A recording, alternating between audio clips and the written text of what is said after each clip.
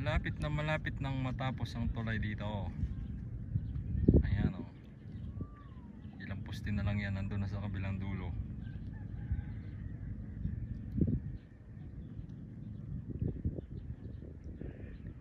Malapit nang hindi magbangka ang taga-isla. Yan ang dadaan.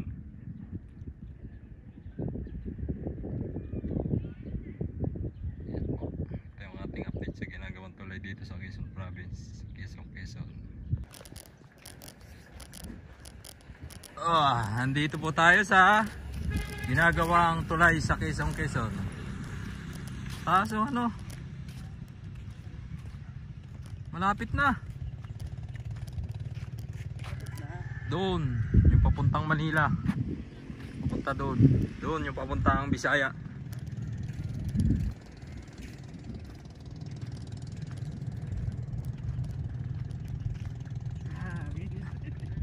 Taas ano? Taas oh. Oo, taas. Lusot ang barko diyan sa ilalim niyan. Oo, siguro yung pinataas talaga para makakalusot. Oo, lapit na oh. Kalahati na. Pag nagawa naman na yan, mabilis na magawa yan. May Oo. poste na. Yan ano lang yun eh, hilahin ng malaking crane yung simento na buo. Dudugtong-dugtungin. Marami kaya isda dito.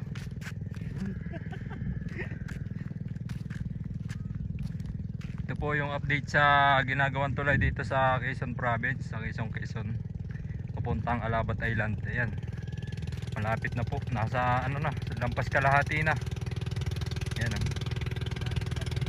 Ayan oh, malapit na oh.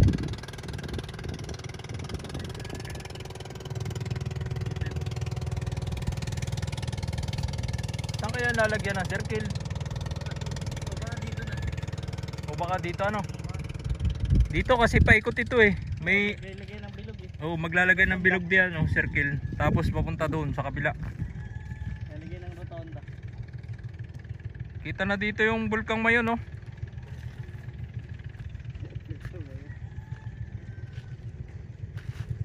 Oh, ayun oh, nausok-usok pa.